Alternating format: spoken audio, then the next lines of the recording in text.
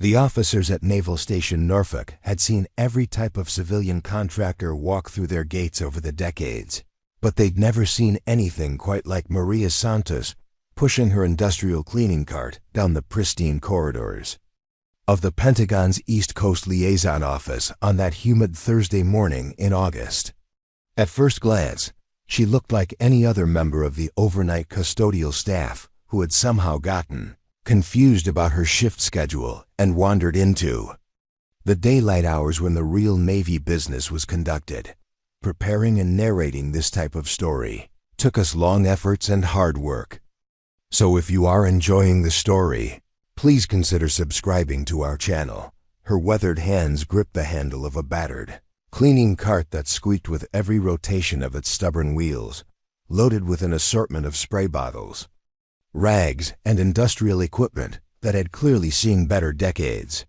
She wore the standard issue gray uniform of Consolidated Cleaning Services, complete with a name tag that had been laminated so many times the letters were barely visible beneath layers of protective plastic. Her black hair was pulled back in a simple ponytail secured with what appeared to be a rubber band salvaged from a newspaper delivery, and her steel-toed boots showed the kind of wear patterns that came from years of walking miles of institutional flooring. What caught everyone's attention wasn't just her presence during peak operational hours, though that was certainly unusual. It was the way she moved through the naval facility with a quiet confidence that seemed completely at odds with how out of place she appeared among the crisp white uniforms and polished brass that defined the environment. While officers strode purposefully between briefing rooms discussing classified operations and strategic deployments, Maria simply navigated the maze of corridors with methodical precision, stopping at each office to empty trash bins and dust surfaces with movements that spoke of deep familiarity with institutional cleaning protocols. The facility she had entered represented the pinnacle of modern naval command infrastructure. Spread across 43 acres of meticulously maintained Virginia coastline, Naval Station Norfolk's liaison office served as the critical link between Pentagon leadership and the Atlantic Fleet's operational commanders. The building housed communication centers capable of coordinating submarine movements across 3 oceans, strategic planning rooms where admirals developed responses to international crises, and secure briefing facilities where information vital to national security was analyzed and disseminated to field commanders. This wasn't a place where civilian contractors typically worked during daylight hours. The facility operated under security protocols that restricted access to personnel with specialized clearances and demonstrated need-to-know status. Every individual who entered the building underwent background investigations that could take months to complete, and their movements were monitored by security systems that tracked everything from badge swipes to biometric data collected at multiple checkpoints throughout the complex. The naval officers who dominated this environment represented the cream of American maritime leadership. They carried themselves with the bearing that came from years of commanding vessels worth hundreds of millions of dollars, managing crews whose expertise could determine the outcome of international conflicts, and making decisions that influenced global political stability. Their uniforms displayed ribbons and insignia that told stories of deployments to hostile waters, successful mission completions under extreme conditions, and recognition from the highest levels of military and civilian leadership. Commander Sarah Mitchell had spent 15 years earning her position as the facility's operations coordinator, including deployments aboard guided missile destroyers in the Persian Gulf and Mediterranean Sea, where her tactical decisions had directly supported special operations missions that remained classified years after their completion. Her office walls displayed commendations from admirals and senators, photographs with foreign dignitaries, and certificates recognizing achievements in anti-submarine warfare that had advanced NATO's defensive capabilities throughout the Atlantic corridor. Lieutenant Commander James Patterson represented the new generation of naval leadership, combining traditional seamanship with advanced degrees in systems engineering and cybersecurity. At 32, he had already commanded 2 different vessel classes and participated in joint operations with allied navies that tested the limits of international maritime cooperation. His expertise in electronic warfare and signals intelligence had earned him assignments to programs that existed at the very edges of what the Navy acknowledged publicly. The hierarchy at Naval Station Norfolk was as precisely calibrated as the navigation systems aboard the ships its officers would eventually command.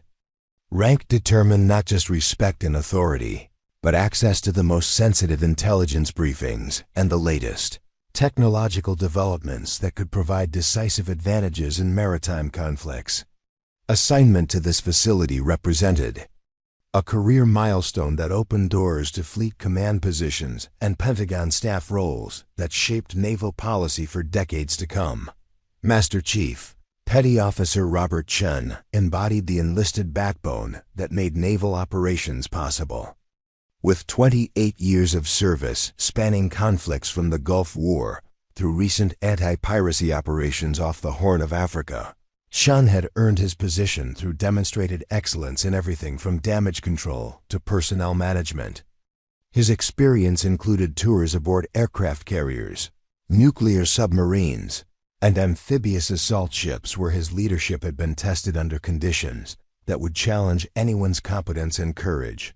The culture these naval professionals had created valued precision, technological innovation, and relentless attention to detail that could mean the difference between mission success and catastrophic failure. They discussed tactical developments with the intensity of chess masters analyzing grand strategy, debated weapon systems capabilities with engineering precision, and approached their duties with methodologies borrowed from business schools and advanced military education programs that prepared officers for responsibilities extending far beyond traditional shipboard command. Maria's presence disrupted this carefully orchestrated environment in ways that went beyond mere incongruity. Her casual approach to navigating restricted areas seemed to mock the intense security consciousness that defined the facility's operational culture. While officers and enlisted personnel displayed identification badges prominently and submitted to multiple daily security checks, she appeared content to move through the building with nothing more than a contractor's temporary access pass that looked like it had been issued during the previous administration. The cleaning supplies that filled her cart represented perhaps $50 worth of basic industrial maintenance equipment. Spray bottles filled with generic cleaning solutions, microfiber cloths that had been laundered so many times they'd lost their original color, and a vacuum cleaner that predated most of the electronic systems the naval personnel relied upon for their daily operations. Compared to the sophisticated communication equipment, classified computer terminals, and precision instruments that filled every office she entered, Maria's tools looked like relics from an earlier era of institutional maintenance. Her methodology appeared equally outdated. While the facility's regular cleaning staff used electronic scheduling systems to coordinate their activities and computerized inventory management to track supply usage, Maria consulted a small notebook filled with handwritten checklists and timing estimates that looked like something a small-town business owner might use to organize their daily routine. Everything about her approach suggested someone who either didn't understand or couldn't afford the technological solutions that modern facilities management considered essential. The morning routine at the liaison office followed protocols developed through decades of operational refinement. Officers arrived before dawn to review overnight intelligence summaries and coordinate activities with fleet units operating across multiple time zones. They spent hours analyzing satellite imagery, processing communication intercepts, and preparing briefing materials for admirals whose decisions could influence international maritime stability. Every detail mattered, from the classification level of documents being discussed to the security protocols governing access to different areas of the facility. Maria's presence during these critical morning hours created a level of background distraction that violated the focused professionalism naval operations required. Her cleaning activities, while necessary for facility maintenance, seemed poorly timed and inadequately coordinated with the serious business of national defense that was being conducted around her. The sound of her squeaking cart and the smell of industrial cleaning solutions created sensory interruptions that broke the concentration officers needed for analyzing complex tactical situations and strategic challenges.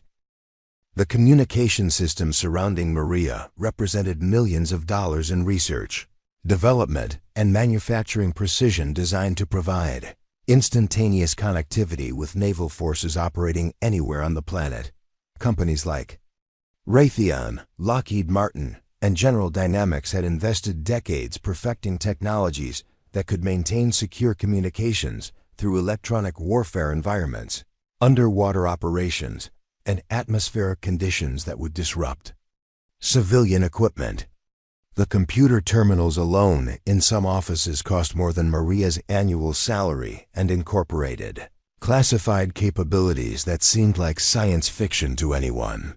Without appropriate security clearances, environmental conditions at Naval Station Norfolk tested both equipment and personnel to their operational limits.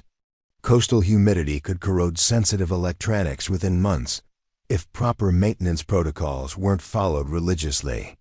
Salt air from the nearby Atlantic created atmospheric challenges that required constant adaptation of communication frequencies and equipment calibration. The facility's proximity to one of the world's largest naval bases added electromagnetic interference from radar systems, radio transmissions, and electronic countermeasures that could disrupt even hardened military communication equipment. Security systems monitoring Maria's movements provided real-time tracking with capabilities that exceeded most civilian law enforcement agencies. Cameras equipped with facial recognition software recorded her progress through the building, cross-referencing her identity against databases that included everything from terrorist watch lists to foreign intelligence service personnel files. Motion sensors detected her presence in restricted areas and automatically logged her activities for review by security personnel whose job was to identify anything unusual or potentially threatening to facility operations. This technological sophistication created an environment where the smallest deviation from established protocols could trigger investigations that might involve multiple agencies and background checks extending back decades. Personnel who worked in the facility understood that their every movement was recorded, analyzed, and stored in databases that could be accessed by investigators years after their assignments had ended. The idea that a civilian contractor could move through such an environment without attracting detailed scrutiny seemed impossible to anyone familiar with modern security procedures. Commander Mitchell commanded respect throughout Naval Station Norfolk, and she had earned every bit of it through performance that consistently exceeded the Navy's highest standards. At 38, she stood 5 feet 6 inches with the kind of bearing that came from years of military discipline and command responsibility. Her uniform was always immaculate, her deportment confident, and her reputation as one of the Navy's most capable operations coordinators preceded her into every briefing room and planning session she attended. Mitchell had earned her position through achievements that included successful coordination of multinational naval exercises involving more than 40 ships from 12 different countries, management of logistics operations that supplied forward-deployed units operating in hostile waters, and development of tactical procedures that had been adopted throughout the Atlantic Fleet as standard operating doctrine. Her expertise in crisis management had been tested during real-world emergencies that required split-second decisions affecting thousands of personnel and equipment worth billions of dollars. The ribbons displayed on Mitchell's uniform told the story of a career spent in increasingly challenging assignments that had tested every aspect of her professional competence. She had earned commendations for excellence in surface warfare, recognition for exceptional performance in joint operations with allied navies, and decorations acknowledging her contributions to classified programs that advanced American naval capabilities in ways that couldn't be discussed publicly. But it wasn't just Mitchell's professional achievements that commanded attention throughout the facility. It was her approach to leadership and her ability to coordinate complex operations involving multiple commands, diverse personalities, and conflicting priorities that often seemed impossible to reconcile. Other officers sought her advice, deferred to her tactical expertise, and considered assignment to her operations center to be career-enhancing opportunities that provided exposure to decision-making processes at the highest levels of naval command. Lieutenant Commander Patterson represented a different but equally impressive tradition of naval excellence. At 32, he possessed the kind of technical expertise that came from advanced education, combined with practical experience in the most demanding operational environments the Navy could provide. His background included tours aboard nuclear submarines where his knowledge of advanced electronics and cybersecurity had been essential for missions that pushed the boundaries of what underwater warfare could accomplish. Patterson's approach to naval operations reflected the integration of traditional seamanship with cutting-edge technology that characterized the modern Navy's evolution toward network-centric warfare. He understood not just how to operate sophisticated electronic systems, but how to employ them tactically in ways that provided decisive advantages over potential adversaries. His expertise had been recognized through selection for specialized training programs that existed at the intersection of naval operations and national intelligence capabilities. The equipment Patterson worked with daily represented the most advanced naval technology available to American forces. Communication systems that could maintain contact with submerged submarines operating beneath Arctic ice. Electronic warfare capabilities that could disrupt enemy command and control networks, and cybersecurity tools that protected naval information systems from increasingly sophisticated foreign intelligence operations. His office contained classified computer terminals that provided access to intelligence databases and operational planning systems that few naval officers ever had the clearance to use. Master Chief Chun noticed Maria first, mainly because her cleaning cart had somehow bypassed 3 different security checkpoints that should have stopped any unauthorized personnel from entering the facility's most sensitive areas. He watched from his office doorway as she methodically worked her way down the corridor that housed the Tactical Planning Center, seemingly oblivious to the classified briefing materials visible through partially open doors and the secure communication equipment that lined the hallways like electronic sentinels guarding national secrets. Her technique was all wrong, Chun observed with growing irritation. She was taking too long in each office, lingering over surfaces that the regular cleaning crew could have handled in half the time, and her equipment made enough noise to disturb the concentration that complex naval operations required.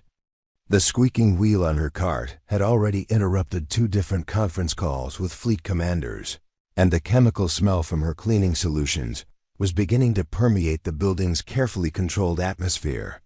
"Ma'am," Chun said, approaching Maria's position with the bearing of someone accustomed to correcting irregularities before they became problems. "I don't think you're supposed to be working this area during operational hours. The contracted cleaning staff usually handles these sections after 1800 hours, when most personnel have secured for the day." Maria looked up from the computer terminal she was dusting, her expression polite but showing no signs of the deference that civilian contractors typically displayed when addressed by senior military personnel. "My supervisor said to start on the 3rd floor and work my way down," she replied simply, continuing her methodical cleaning routine without any apparent urgency to modify her schedule based on his suggestion. Chun found himself in the unusual position of being ignored by someone whose presence in his facility he couldn't quite explain through normal channels.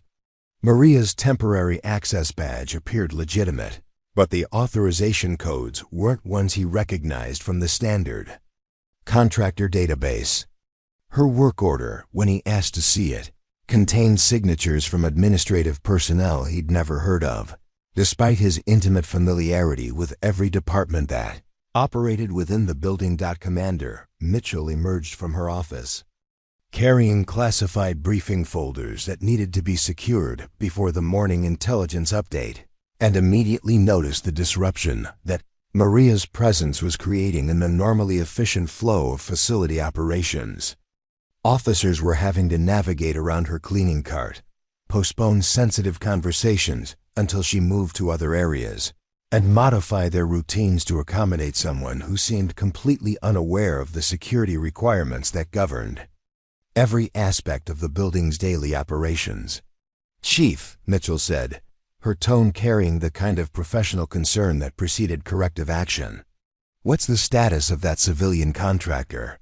"She's been in the signals intelligence section for 20 minutes, and we have a classified briefing starting in that conference room in 15 minutes. Chun's response revealed the growing confusion that Maria's presence was creating among the facility's leadership. "Ma'am, her paperwork appears to be in order, but the authorization routing is unlike anything I've seen in 28 years of service. The background check references and clearance codes don't match our standard contractor protocols." The conversation was interrupted by Lieutenant Commander Patterson, who had been observing Maria's work methodology with increasing skepticism about her qualifications and purpose within their facility. "Commander, I've been watching this woman's approach to cleaning classified work areas, and she's either completely ignorant of proper security procedures, or she's deliberately violating protocols that exist for good reasons." Patterson's assessment was based on his observation that Maria was handling documents and equipment in ways that would have resulted in immediate termination for any authorized personnel. She was dusting computer terminals without properly securing them, cleaning around classified materials without ensuring they were appropriately covered, and moving through restricted areas with a casual disregard for the access control measures that protected some of the Navy's most sensitive information.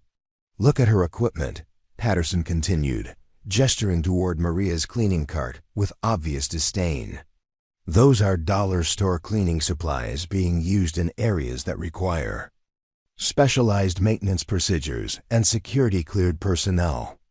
She's using generic glass cleaner on computer screens that cost more than most people's cars and contain classified information that could compromise ongoing operations." The growing crowd of naval personnel who had gathered to observe Maria's work began exchanging glances and poorly concealed expressions of disbelief. Their initial curiosity was evolving into genuine concern about how someone with such obviously inadequate understanding of military security requirements had gained access to their most sensitive work areas. Ensign Rebecca Torres, the facility's newest officer and someone still learning the complex protocols that governed classified operations, felt embarrassed by association with Maria's presence. Torres had fought hard to earn her position in a competitive field where mistakes could end careers before they began, and watching a civilian contractor handle classified areas with such casual disregard made her cringe at the potential security violations being committed. "Someone should probably explain to her that this isn't a typical office building," Torres whispered to her colleague. "These rooms contain information that affects national security. Her cleaning routine is completely inappropriate for this environment." The buzz of conversation around the facility grew louder as more personnel noticed Maria and her outdated cleaning methods. Some pulled out phones to document what they viewed as a significant security breach, already composing incident reports about the contractor who had somehow circumvented multiple layers of access control to clean areas she had no business entering. Others shook their heads in disgust, viewing her presence as evidence of declining standards in the contractor vetting process and a potential compromise of the security measures that protected their operations from foreign intelligence services and other threats. Petty Officer First Class David Kim, who had served aboard destroyers in the South China Sea, where security consciousness could mean the difference between successful missions and international incidents, decided to address the situation more directly. He approached Maria's position with the intention of educating her about proper procedures before her ignorance created problems that could affect multiple commands. "Ma'am," Kim said, his voice professional but firm, "I need to inform you that you're currently working in areas that require specialized security clearances and training. These offices contain classified information that civilian contractors aren't authorized to access, regardless of what your work order might specify." Maria paused in her cleaning routine and looked up at Kim, with calm brown eyes that seemed to hold depths of experience he couldn't quite identify. "I understand your concern," she said quietly. "My work order specifies these particular areas, and I'm following the procedures I was given by my supervisor." Her response only added to Kim's frustration. Maria's apparent inability to grasp the seriousness of the security issues her presence was creating suggested either willful ignorance or a fundamental misunderstanding of military operational requirements that civilian contractors were expected to understand before gaining access to naval facilities. The cleaning supplies that filled Maria's cart became a focal point for increasingly critical commentary from the naval personnel who were witnessing what they perceived as a completely inappropriate approach to maintaining classified work areas. Her spray bottles contained generic cleaning solutions that hadn't been approved for use on sensitive electronic equipment. Her clothes were standard commercial grade rather than the lint-free materials required for precision instruments, and her vacuum cleaner was a consumer model that could generate static electricity capable of damaging computer components. Lieutenant Jennifer Walsh, who had spent 3 years aboard aircraft carriers, where equipment maintenance procedures were matters of life and death, couldn't contain her disbelief at Maria's methods. "Those cleaning supplies aren't even appropriate for basic office equipment, let alone the classified systems we have here. She's using Windex on computer screens that require specialized cleaning protocols." The contrast between Maria's simple cleaning tools and the sophisticated equipment she was attempting to maintain became increasingly obvious to everyone watching.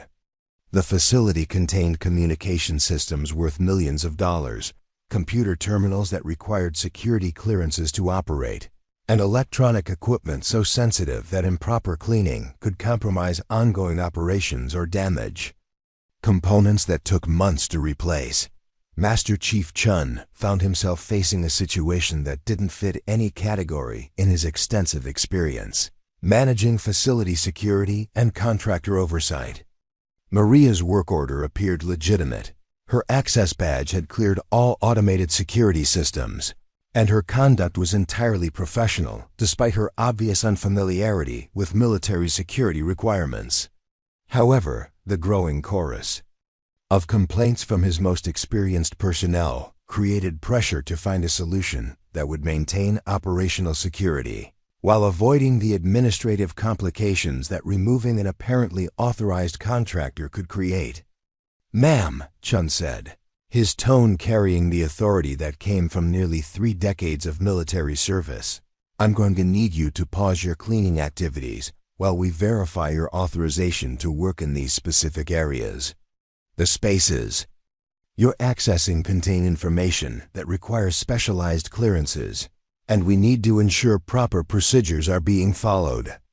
Maria's response demonstrated the kind of compliance that suggested familiarity with military authority structures, but her lack of apparent concern about the security issues being raised only added to the confusion surrounding her presence. "Of course, Master Chief. I'll wait here while you make whatever calls you need to make." The fact that she knew to address Chun by his proper rank, despite wearing civilian clothes, suggested some level of military familiarity, but her casual attitude toward security protocols indicated either incomplete training or a fundamental misunderstanding of the environment she was working in. Commander Mitchell approached Chen's position during the pause in cleaning activities, her expression showing the kind of professional concern that preceded significant administrative action. Chief, we need to resolve this situation quickly. I have admirals arriving for briefings in 30 minutes, and I can't have unauthorized personnel in classified areas when they arrive. The mention of admiral-level visits raised the stakes considerably. Flag officer briefings involved information classified at levels that required extensive advanced security preparations, background checks on all personnel who might have access to briefing areas, and protocols that left no room for uncertainty about who was authorized to be present during sensitive discussions. Chun's radio crackled with incoming communications from the facility's security office, indicating that Maria's presence had triggered automated alerts in their monitoring systems. The security personnel who responded to these alerts would be conducting background verification that could take hours to complete, creating a timeline that conflicted with the operational requirements Commander Mitchell was trying to meet. Naval personnel surrounding Maria's position found themselves witnessing something that challenged their fundamental understanding of how military security was supposed to function. A civilian contractor with obviously inadequate equipment and training had somehow gained access to their most sensitive work areas, bypassed multiple security checkpoints designed to prevent exactly this type of incident, and was now creating operational disruptions that could affect mission-critical activities. The idea that such a significant security breach could occur seemed to violate everything they'd been taught about the effectiveness of military access control systems and contractor oversight procedures. Their confidence in the security measures that protected their daily operations was being undermined by a woman with a squeaky cart and dollar store cleaning supplies who had somehow circumvented safeguards that were supposed to be foolproof. Tension in the corridor escalated when Senior Chief Petty Officer Michael Rodriguez arrived from the Submarine Operations Center, his expression carrying the kind of authority that came from managing some of the Navy's most classified underwater warfare programs. Rodriguez had been monitoring the situation through the facility's internal communication network, and what he was hearing about Maria's unauthorized access to restricted areas demanded immediate attention from someone with his level of security expertise. "Master Chief," Rodriguez said, his voice carrying the urgency that classified operations required, "we have a problem. This contractor has been photographed by automated security systems in areas that require top-secret clearances. Her presence in those spaces constitutes a potential breach that needs to be reported immediately to Naval Criminal Investigative Service." The mention of NCIS sent a ripple of concern through the assembled naval personnel. NCIS investigations could shut down operations for days, result in security clearance suspensions for anyone involved, and create career-damaging documentation that followed personnel for decades. The idea that Maria's cleaning activities might trigger such an investigation transformed what had seemed like a minor administrative inconvenience into a potentially serious professional crisis. Rodriguez's assessment was based on his intimate knowledge of the security protocols that governed submarine operations, where the smallest compromise of classified information could provide foreign intelligence services with insights into American underwater warfare capabilities that took decades to develop. His experience included tours aboard nuclear submarines, where security violations could result in immediate removal from duty and potential criminal prosecution. This woman has been in direct visual contact with classified submarine deployment schedules, electronic warfare capabilities, and communication protocols that are specifically protected under multiple executive orders and congressional mandates. Rodriguez continued, his tone growing more serious with each security violation he enumerated. Her presence in those areas without appropriate clearances constitutes a federal crime, regardless of what her work order might specify. Lieutenant Commander Patterson found validation for his earlier concerns in Rodriguez's assessment. "Senior Chief, I've been documenting her procedures, and she's been handling classified equipment without following any of the security protocols that govern maintenance activities in restricted areas. She touched computer terminals that contain operational data, cleaned around documents that should have been secured before any contractor access, and moved through the facility without the escort requirements that civilian personnel are supposed to have. The growing list of security violations that Maria's presence had apparently created began to overwhelm the administrative systems designed to handle contractor oversight. Each violation required separate documentation, investigation, and reporting to different commands whose security requirements often conflicted with each other. The paperwork alone could take weeks to complete, and the investigation process might involve multiple agencies whose jurisdictions overlapped in complicated ways. Petty Officer Second Class Amanda Foster, who worked in the facility's administrative section and was responsible for contractor coordination, found herself in an impossible position.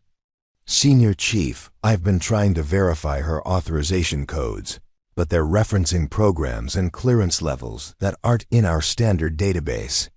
The background check information shows approvals from commands that I've never heard of, despite handling contractor documentation for 3 years.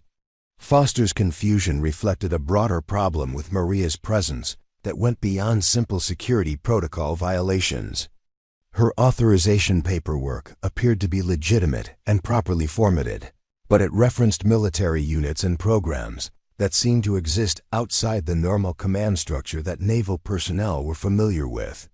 The signatures on her clearance documents belonged to officers whose names didn't appear in standard Navy directories, and the authorization codes followed formats that predated current security procedures, the electronic systems that monitored Maria's movements through the facility were generating reports that created additional complications for the security personnel trying to resolve her status. Her access badge had cleared every checkpoint automatically, suggesting that her clearances were properly loaded into the system. But the audit trail showed access patterns that violated established protocols for civilian contractors working in classified areas. Commander Mitchell's patience with the situation was approaching its operational limits.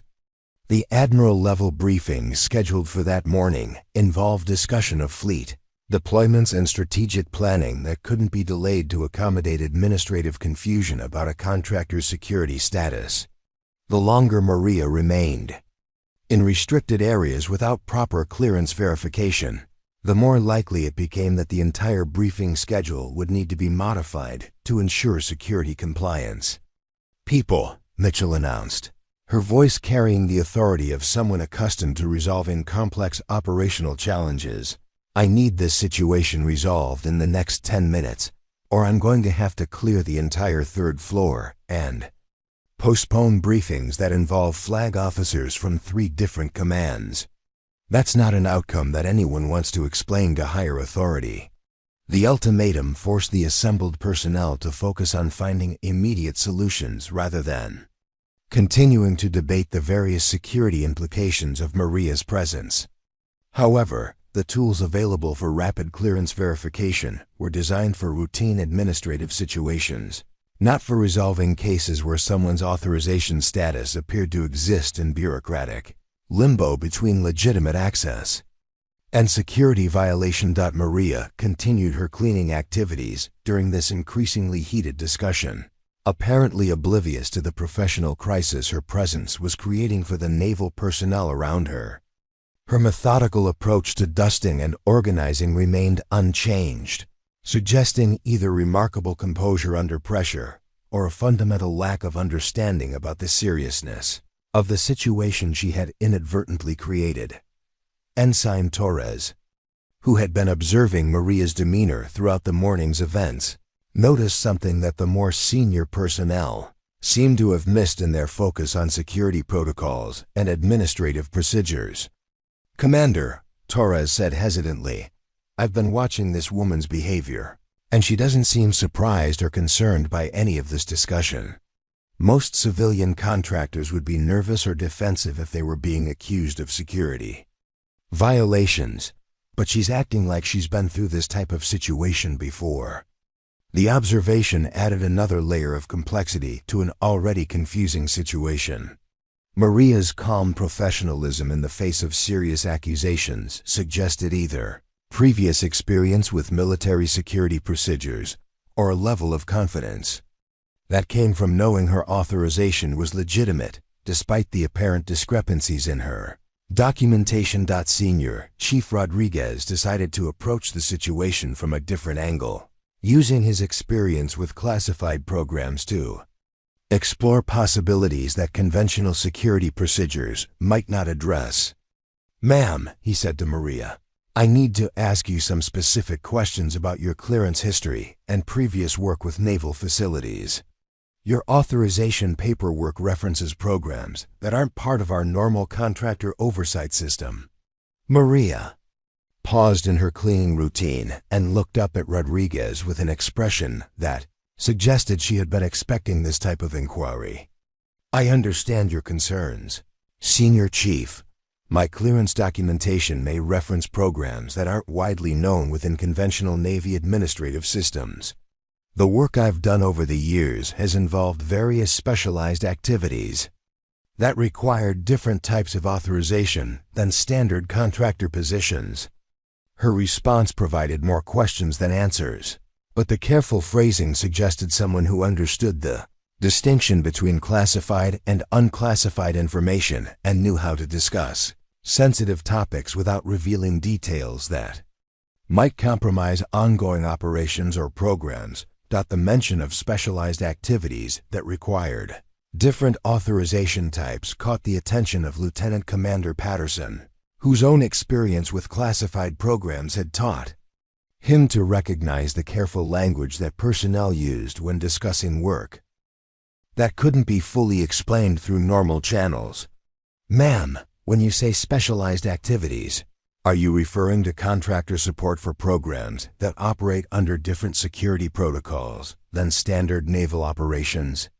Maria's answer was measured and precise, indicating familiarity with the kind of careful communication that classified work required. "Some of the facilities I've worked in over the years have had security requirements that differed from standard military installations. The authorization procedures for those assignments sometimes involved clearance processes that weren't part of normal contractor oversight systems." The implications of her statement began to resonate with the more experienced personnel who understood that certain military programs operated under security protocols that were intentionally isolated from conventional administrative systems. These programs often involved activities that required specialized clearances, unusual authorization procedures, and oversight mechanisms that existed outside normal command structures. Petty Officer Kim, who had served in joint operations that involved personnel from various agencies and commands, recognized the pattern that Maria's situation was beginning to reveal. "Senior Chief, I've worked with people whose clearances came through channels that weren't part of standard Navy systems. Some of the joint programs and special operations support activities use authorization procedures that are completely separate from our normal contractor oversight.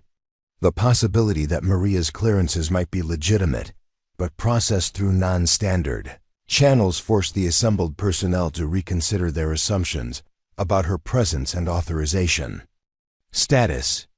However, verification of such clearances required communication with agencies and commands that might not respond to routine inquiries from facility security personnel. Commander Mitchell found herself facing a decision that could have significant consequences regardless of which option she chose. Allowing Maria to continue working without complete clearance verification could constitute a security violation if her authorization proved to be invalid. However, removing someone whose clearances might be legitimate but processed through unusual channels could create diplomatic and administrative complications with other agencies whose cooperation the Navy needed for ongoing operations. The facility's secure communication systems offered potential solutions for rapid clearance verification, but accessing the databases that might contain Maria's authorization information required approval from higher command levels that might not be available within the time constraints that morning's schedule imposed. The administrative procedures designed to handle such situations were built for deliberate, methodical investigation rather than the rapid resolution that operational requirements demanded. Master Chief Chun recognized that the situation had evolved beyond the scope of facility-level authority and required intervention from personnel with access to broader security databases and authorization systems. Commander, I recommend we contact the Regional Security Office and request priority verification of this contractor's clearance status. They have access to databases that might resolve the discrepancies we're seeing in her documentation. The suggestion offered a potential path forward, but it also acknowledged that the facility's own security systems were inadequate for handling Maria's unusual authorization status. The admission that their oversight procedures might be insufficient for certain types of clearances raised uncomfortable questions about other potential gaps in their security protocols.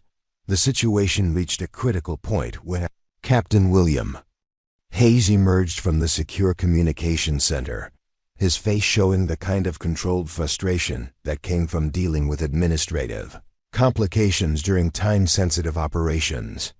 Hayes had been monitoring the developing situation through internal security channels while simultaneously managing communications with fleet commanders, whose operational schedules couldn't accommodate delays caused by contractor verification issues.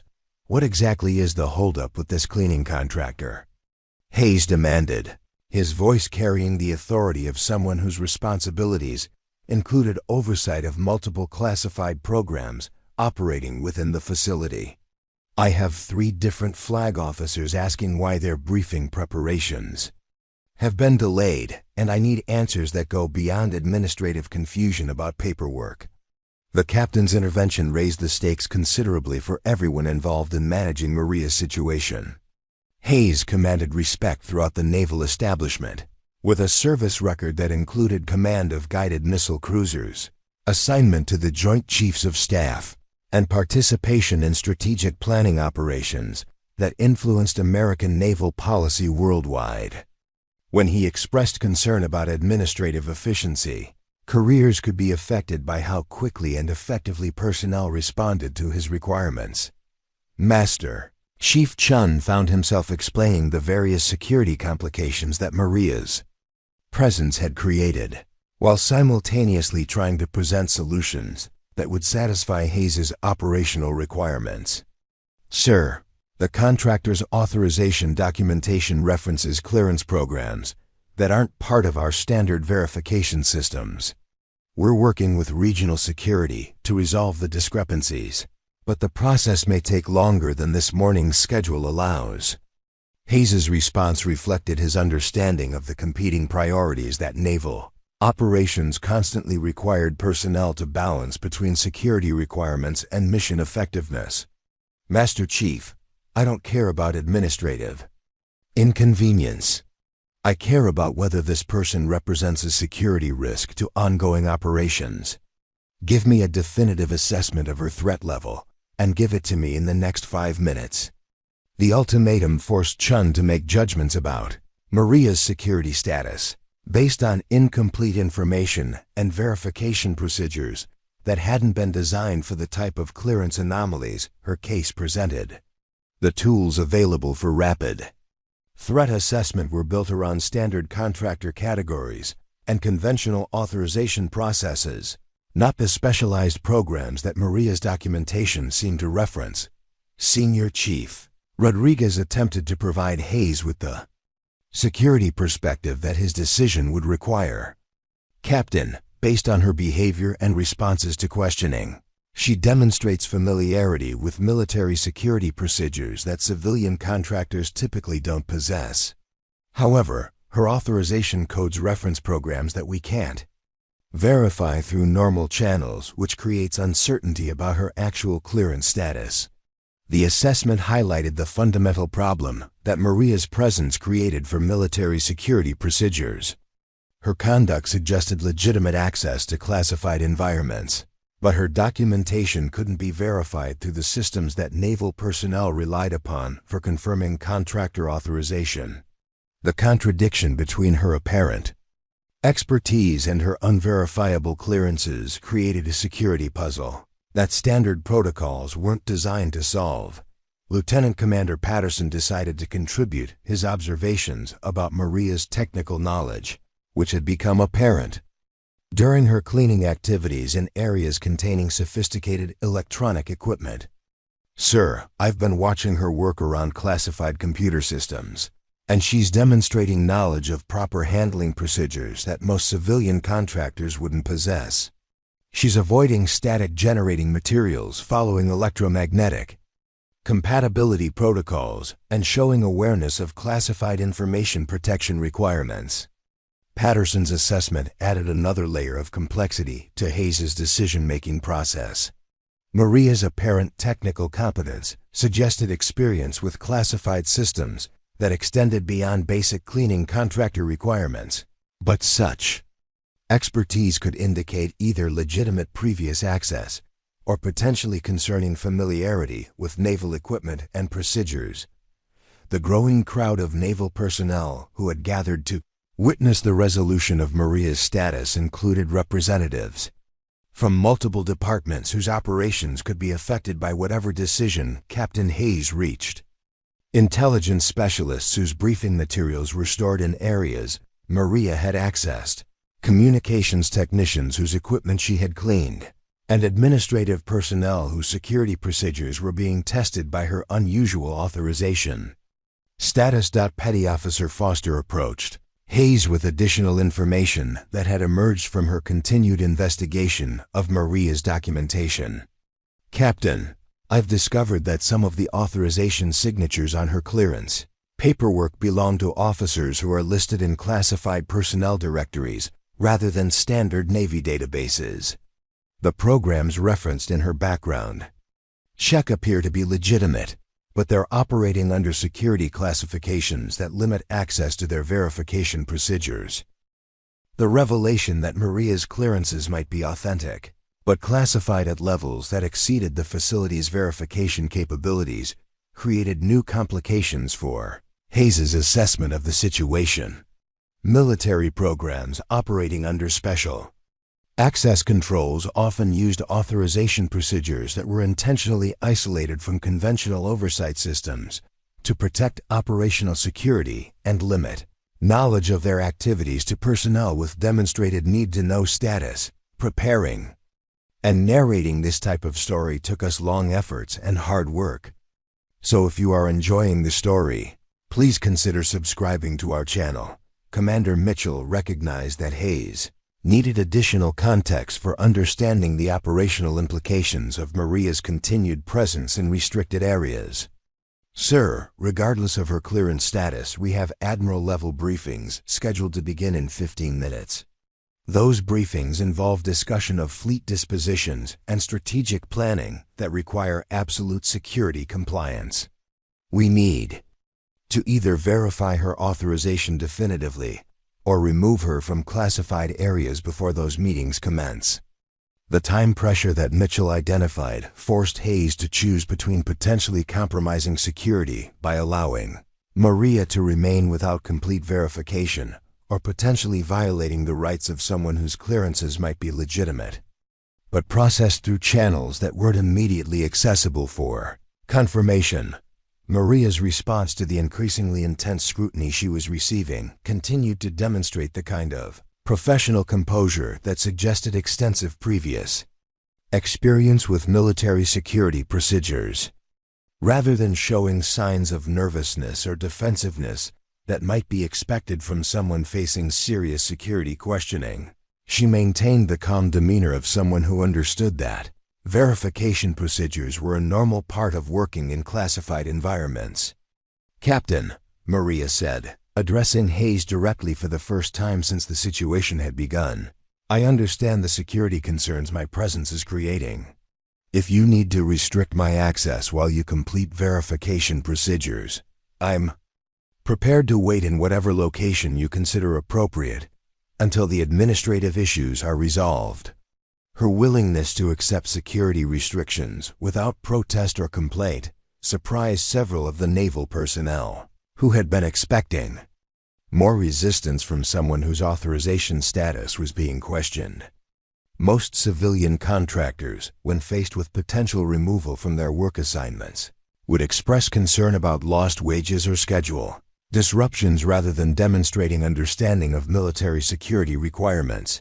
Hayes studied Maria's demeanor carefully, using his extensive experience with personnel evaluation to assess her credibility and potential threat level. Her body language showed none of the stress indicators that typically accompany deception or concealment, and her responses to questioning demonstrated familiarity with military culture that suggested legitimate previous exposure to naval operations. Ensign Torres, whose youth and recent training made her more attuned to details that more experienced personnel might overlook, noticed something about Maria's cleaning supplies that hadn't been mentioned in the earlier discussions about her equipment. "Captain, I've been looking at her cleaning materials more closely, and some of them appear to be specialized products that aren't available through normal commercial channels. The solutions she's using are designed for electronic equipment cleaning, not general facility maintenance." The observation about Maria's specialized cleaning supplies provided additional evidence that her background might involve more sophisticated technical knowledge than her general appearance suggested. The chemicals and materials required for properly maintaining classified electronic equipment were typically available only through military supply channels or specialized contractors, whose customers required security clearances for access. Chief Rodriguez examined Maria's equipment bag more closely and discovered additional items that supported Torres's assessment. "Captain, she's carrying electromagnetic field detection equipment, anti-static materials, and cleaning solutions that are specifically formulated for maintaining classified computer systems. These aren't tools that general cleaning contractors would possess or know how to use properly." The discovery of specialized technical equipment in Maria's possession forced a complete re-evaluation of her probable background and qualifications.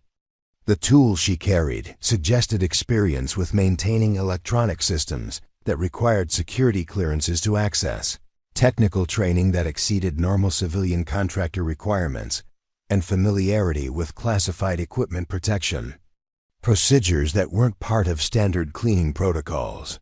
"Captain, Hayes's assessment of the situation began to shift as evidence accumulated that Maria's presence might be more legitimate than the administrative confusion about her clearances had initially suggested. Her technical knowledge, professional demeanor, and appropriate equipment indicated experience with classified operations that could explain the unusual authorization procedures that were creating verification difficulties. "Master Chief," Hayes said, his tone indicating a decision in progress, "I want you to contact the Special Access Program Office at Pentagon level and request priority verification of this contractor's clearance status. Use my authorization code and explain that we need definitive confirmation within the next 10 minutes, or we'll be forced to make operational decisions based on incomplete information." The decision to escalate Maria's clearance verification to Pentagon level indicated Hayes's growing suspicion that her authorization might be legitimate but processed through channels that exceeded his facility's normal verification capabilities. Special access programs operated under security protocols that were designed to limit knowledge of their activities, even within the military establishment, and personnel supporting such programs often carried clearances that couldn't be verified through conventional databases. The secure communication systems required for contacting Pentagon-level security offices involved encryption protocols and authentication procedures that could take several minutes to establish, consuming time that Hayes didn't have available given the morning's operational schedule. However, the alternative of making security decisions based on incomplete information carried risks that could have career-ending consequences if Maria's actual status proved different from their assumptions. Lieutenant Commander Patterson volunteered to assist with the communication procedures required for Pentagon verification, using his experience with classified communication systems to expedite the process. "Captain, I can establish the secure link and handle the authentication protocols while Master Chief provides the specific details about the contractor's documentation and current status." The collaborative approach to resolving Maria's situation demonstrated the kind of teamwork that naval operations required when facing unexpected challenges that didn't fit standard procedures. However, the need for such extraordinary measures to verify a contractor's authorization status raised questions about the adequacy of normal security oversight procedures and the potential for similar administrative complications in future contractor management situations. The secure communication link to Pentagon security operations crackled to life with the distinctive sound of encrypted military communications, carrying the weight of authority that only the highest levels of the defense establishment could provide. Captain Hayes stood beside the communication terminal as Lieutenant Commander Patterson established the authentication protocols required for accessing Special Access Program verification databases, his expression showing the focused intensity that accompanied potentially career-defining decisions. Pentagon Security Control. This is Naval Station Norfolk Liaison Office requesting priority verification on contractor clearance status. Patterson transmitted, his voice carrying the precise diction that classified communications required. "We have an individual with documentation referencing programs outside our standard verification capabilities, and we need definitive authorization confirmation for continued facility access." The response from Pentagon Security came through channels that few facility-level personnel ever had occasion to use, involving verification procedures that existed specifically for resolving the type of administrative complications that Maria's presence had created. The officer who responded to their inquiry possessed access to security databases that contained information about programs operating under classifications that exceeded most military personnel's need-to-know requirements. Norfolk Liaison. Transmit all available contractor identification and authorization documentation for priority database search, came the reply through the secure link. Be advised that verification procedures for certain programs may require additional time due to compartmentalized access restrictions and multi-agency coordination requirements. Master Chief Chun approached the communication terminal with Maria's complete documentation package, including the authorization codes and clearance references that had been creating verification difficulties throughout the morning. The paperwork that had seemed routine when she first arrived now took on critical importance as the foundation for resolving questions that had escalated to the highest levels of military security oversight. The transmission of Maria's identification data through secure Pentagon channels triggered database searches that extended beyond normal Navy personnel systems into repositories maintained by agencies whose existence wasn't widely acknowledged within conventional military administrative structures. The breadth of the search required for verifying her status indicated involvement with programs that operated under security protocols designed to limit knowledge of their activities, even among personnel with high-level clearances. During the tense minutes required for Pentagon verification procedures, Maria continued her cleaning activities with the same methodical precision she had demonstrated throughout the morning, apparently unaffected by the high-level security investigation. Her presence had triggered her calm professionalism in the face of scrutiny that could have serious consequences, suggested either remarkable composure or confidence, based on knowledge that her authorization would prove legitimate once properly verified. Petty Officer Torres, who had been observing Maria's demeanor throughout the escalating situation, noticed subtle details that distinguished her behavior from typical civilian contractor responses to security questioning. "Senior Chief," Torres said quietly to Rodriguez, "most contractors would be showing signs of stress if their clearances were being investigated at Pentagon level. but she's acting like this is a routine administrative procedure." Rodriguez acknowledged Torres's observation, while considering its implications for their assessment of Maria's probable background and current threat level. Ensign, people who work with programs that require special access protocols become accustomed to verification. Delays in security procedures that seem excessive to personnel who haven't been exposed to compartmentalized operations. The conversation between Rodriguez and Torres reflected a growing recognition among the facility's more experienced personnel that Maria's situation might involve legitimate clearances processed through systems that operated outside their normal administrative experience. The calm confidence she displayed during Pentagon verification procedures suggested familiarity with security protocols that exceeded typical civilian contractor requirements. Commander Mitchell used the waiting period to review the morning's scheduled briefings and assess the operational impact of Maria's continued presence in classified areas. The Admiral-level meetings that had been delayed by security concerns involved discussion of fleet deployments and strategic planning that couldn't be postponed indefinitely without affecting multiple commands, whose coordination depended on timely information exchange.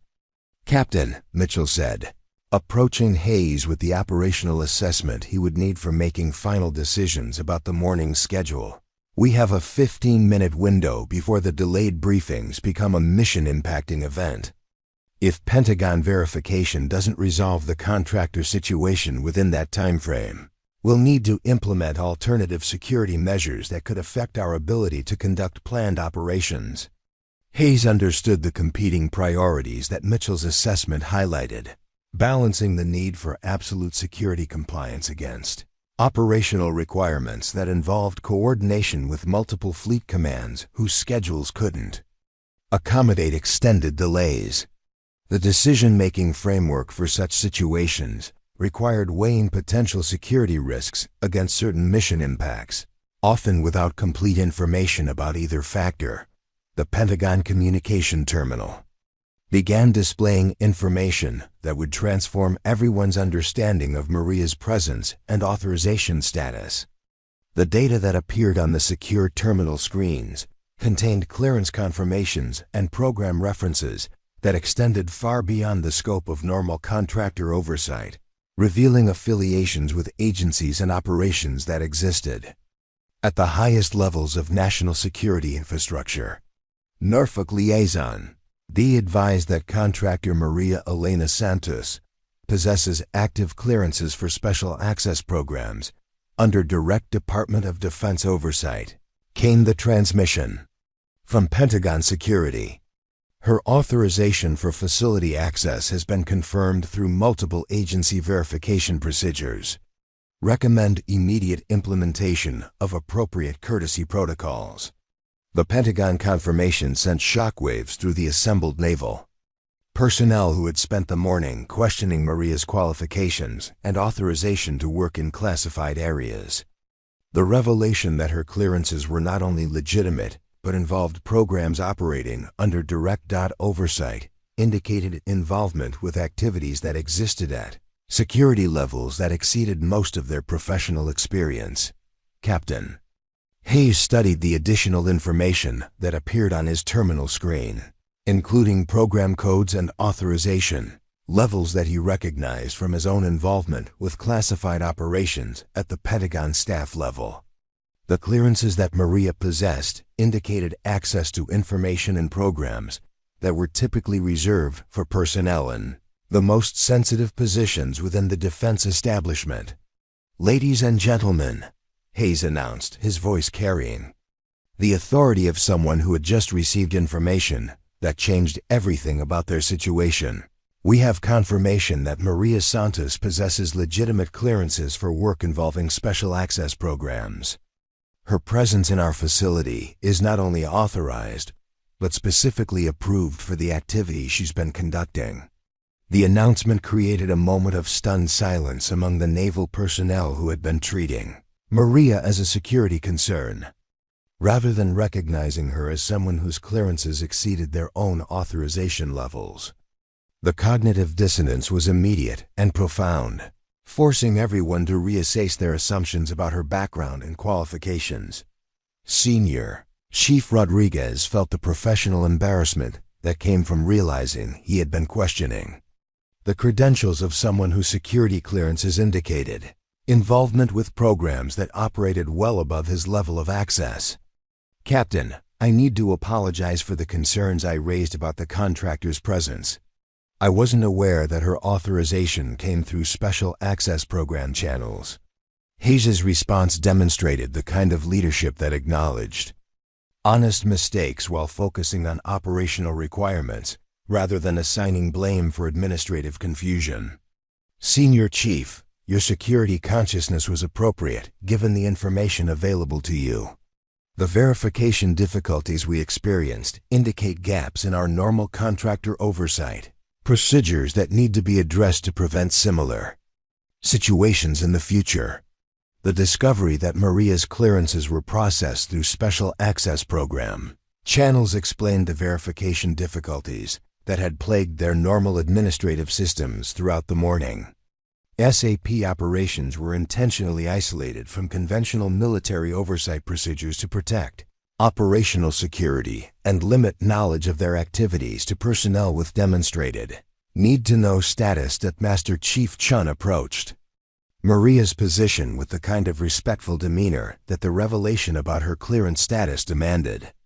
"Ma'am, I apologize for any inconvenience our verification procedures may have caused. We weren't initially aware that your authorization came through special access program channels." Maria's response to Chun's apology demonstrated the professional grace that distinguished experienced personnel who understood that security procedures were necessary components of classified operations rather than personal affronts to their credibility. "No apology necessary.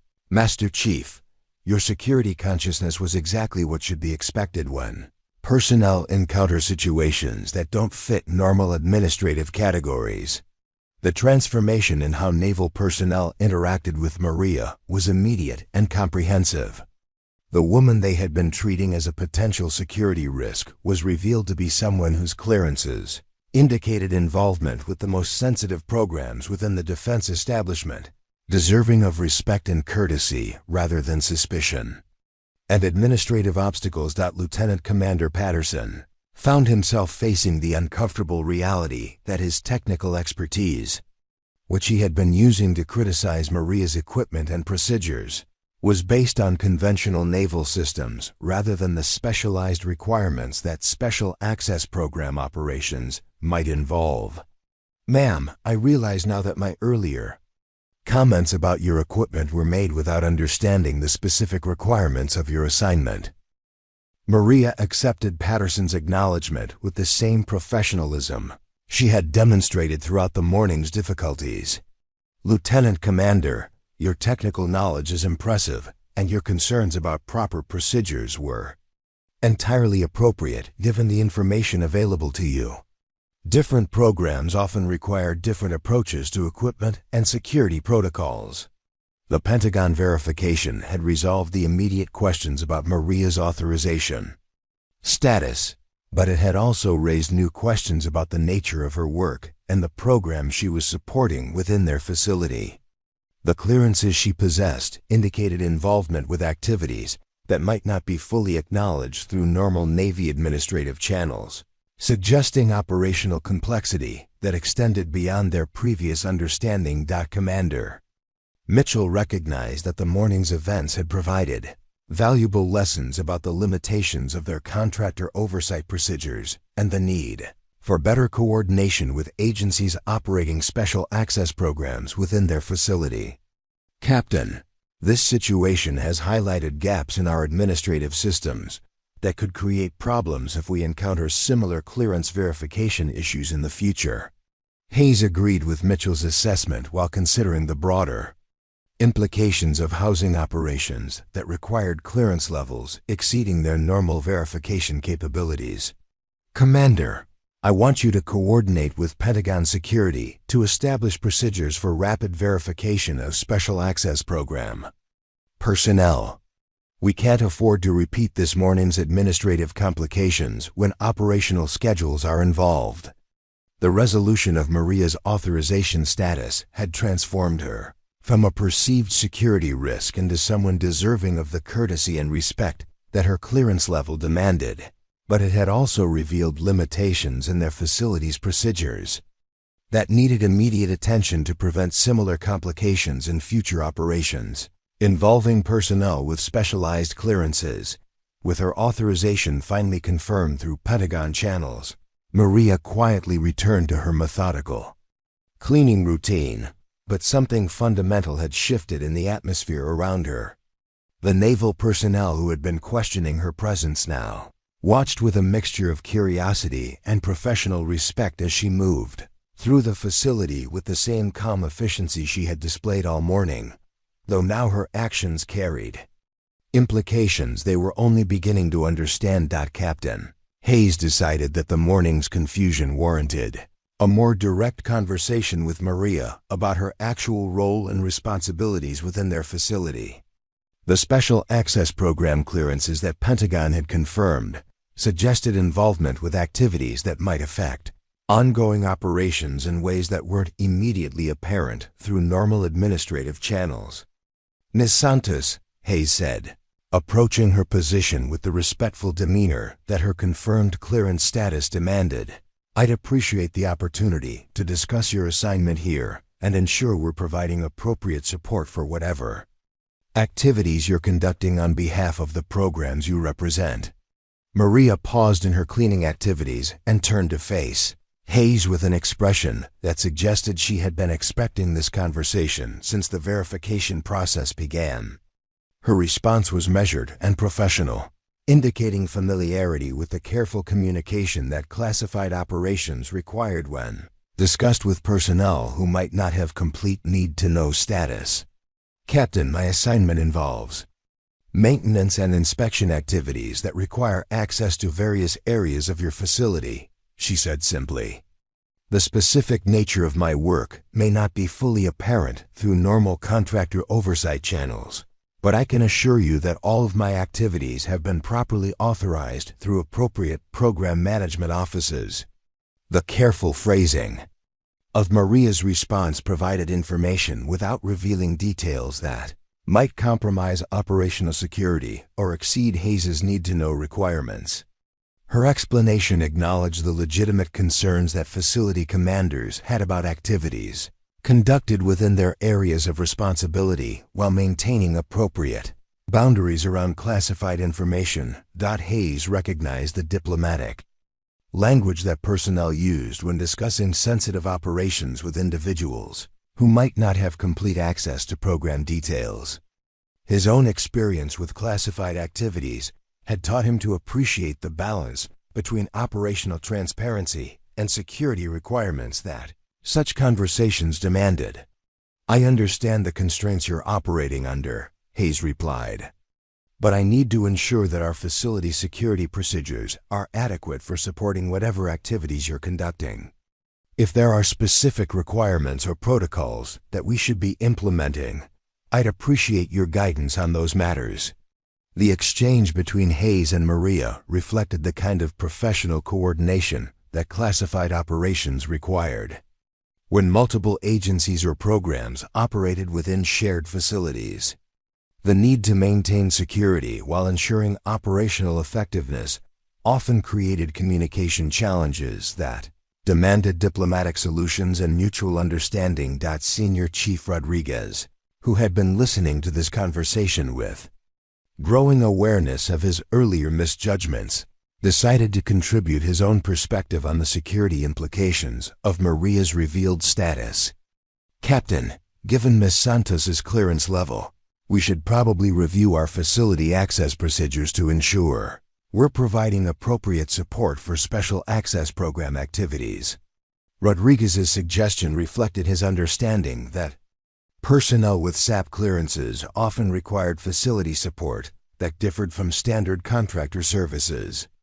The specialized nature of their work might involve equipment, communication requirements, or security protocols that exceeded normal administrative planning, and could affect facility operations in ways that weren't immediately obvious. Commander. Mitchell recognized that the morning's events had implications for their upcoming Admiral-level briefings that needed to be addressed before those meetings commenced. Captain, we should probably inform the flag officers about the Special Access Program activities being conducted within our facility. They may need that information for their operational planning discussions. The suggestion raised complex questions about information sharing and need to know requirements that often complicated coordination between different levels of military hierarchy.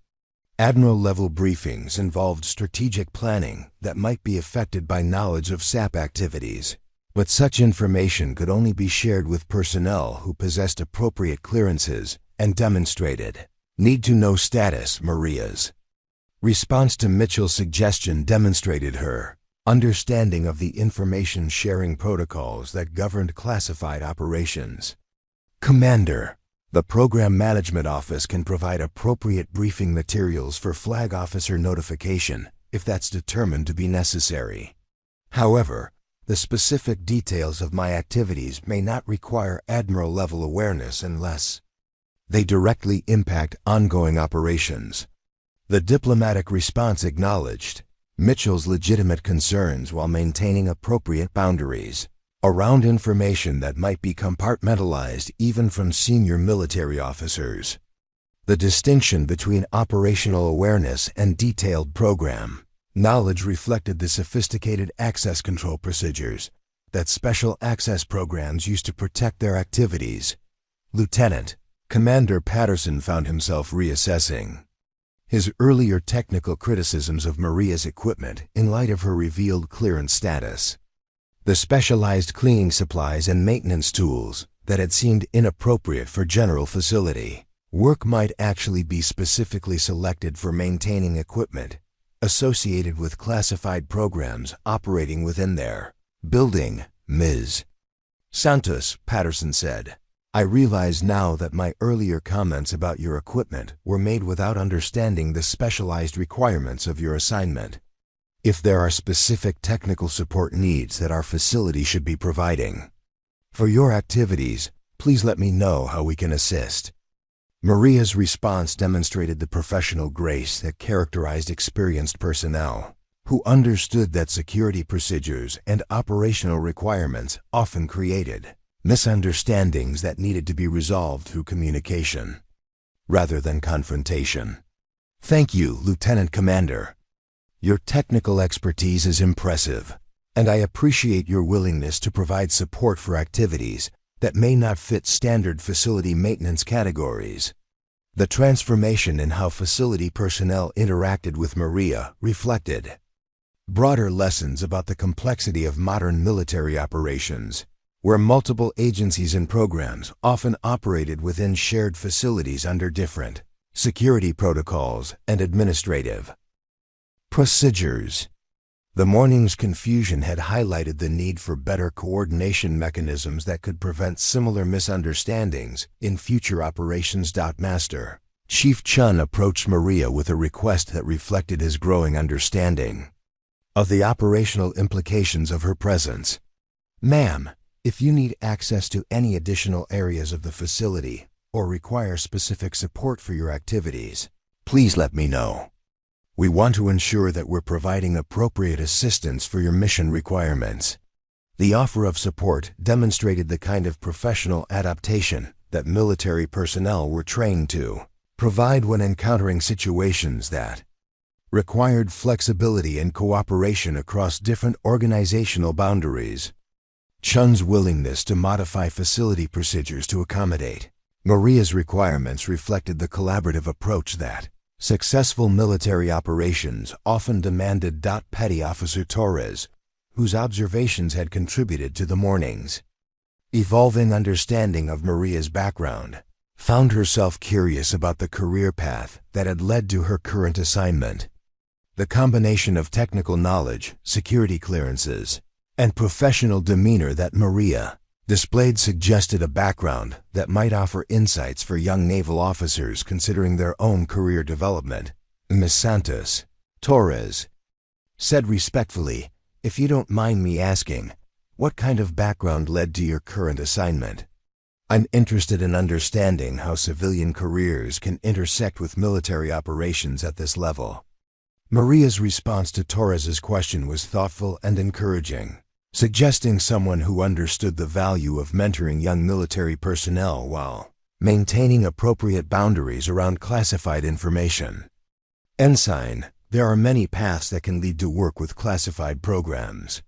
Technical expertise, security clearances, and demonstrated reliability are important factors, but the most valuable qualification is often the ability to adapt to changing requirements and work effectively with people from different backgrounds and organizations.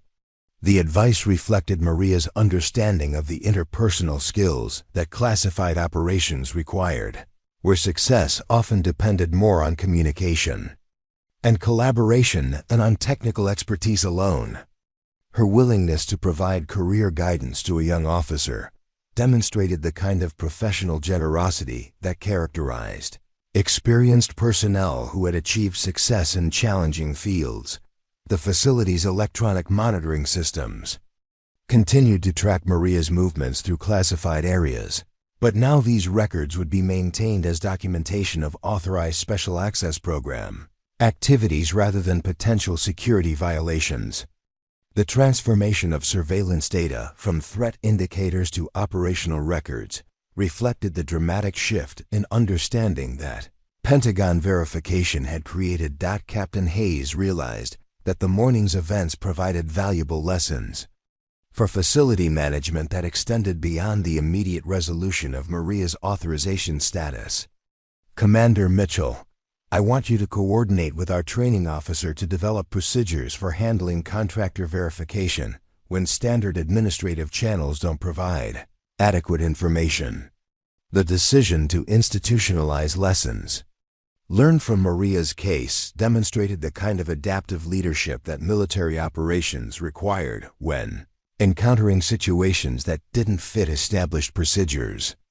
The development of new protocols for handling similar cases could prevent future administrative complications while ensuring appropriate security oversight for personnel with specialized clearances. Senior Chief Rodriguez volunteered to contribute his security expertise to the development of improved contractor oversight procedures. "Captain, I'd like to be involved in creating those new protocols. This morning's experience has given me insights into the limitations of our current verification systems that could be valuable for preventing similar confusion in future cases." The collaborative approach to developing improved procedures reflected the kind of continuous improvement mindset that distinguished successful military organizations. The willingness to acknowledge limitations and develop better solutions demonstrated professional maturity and commitment to operational excellence that characterized effective leadership at all levels. Maria's presence had transformed from a perceived security threat into an opportunity for organizational learning and improvement. The administrative challenges her case had created provided valuable insights into the limitations of existing procedures and the need for more sophisticated approaches to managing personnel with specialized clearances and unusual authorization requirements. The resolution of the morning's confusion had restored normal facility operations while providing lasting benefits in the form of improved procedures, enhanced security awareness, and better understanding of the complex coordination requirements that modern military operations often demanded. The lessons learned would influence facility management practices for years to come, ensuring that future personnel with similar clearance situations would receive appropriate treatment from the beginning of their assignments. The transformation in the facility's atmosphere was immediately apparent when Rear Admiral Catherine Morrison arrived for her scheduled briefing, 30 minutes after the Pentagon verification had resolved Maria's authorization status.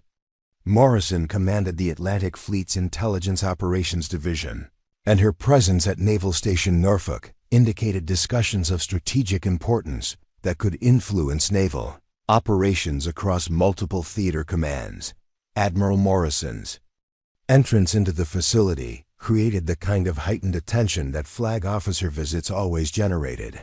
But what happened next caught everyone completely off guard. As she walked through the main corridor reviewing briefing materials with her aide, Morrison's eyes fell upon Maria, who was quietly organizing her cleaning supplies near the communications center entrance. The Admiral stopped mid-sentence in her conversation and stared at Maria with an expression that shifted rapidly from surprise to a recognition to something approaching reverence.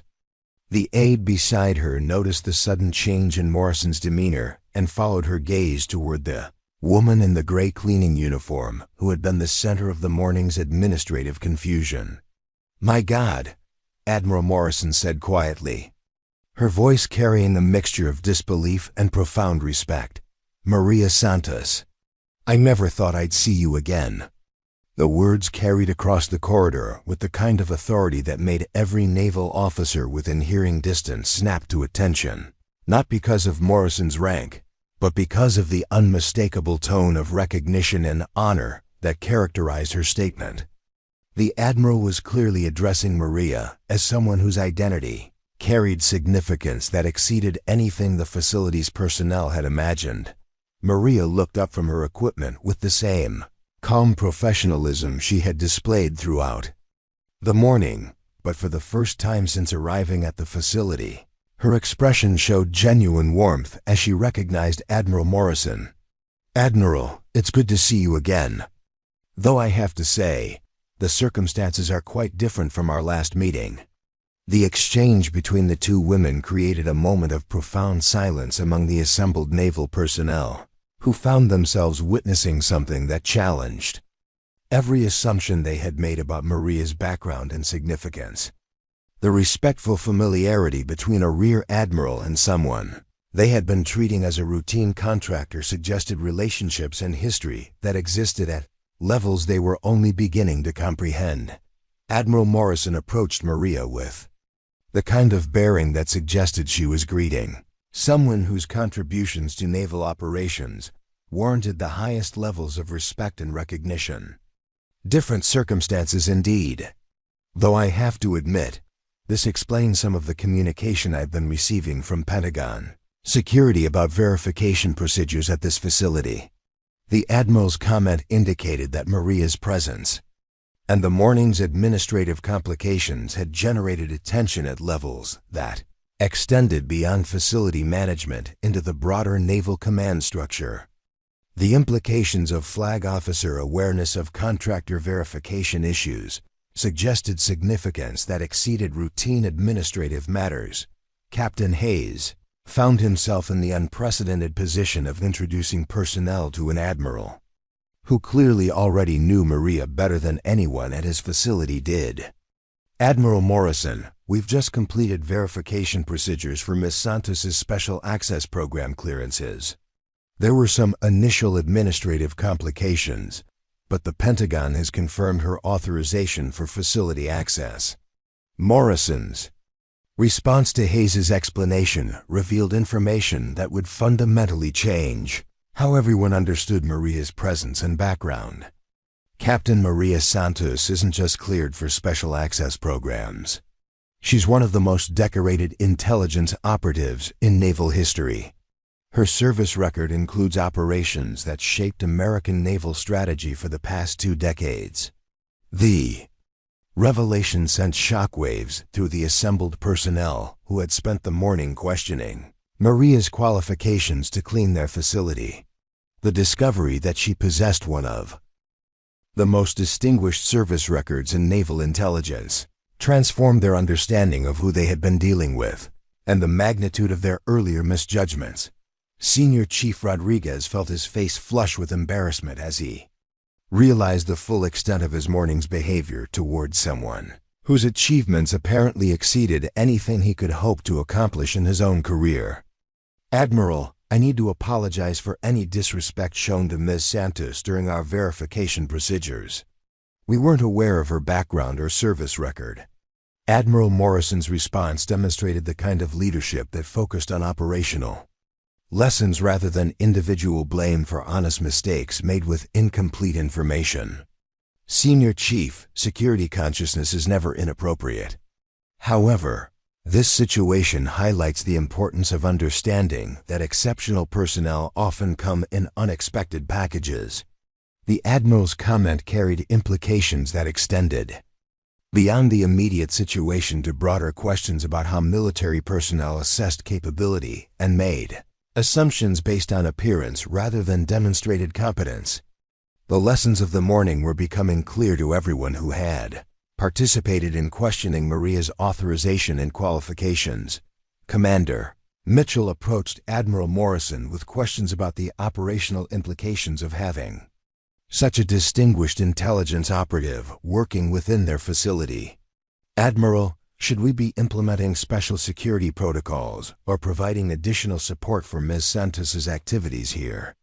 Morrison's answer revealed the sophisticated nature of Maria's current assignment and its relationship to ongoing naval operations.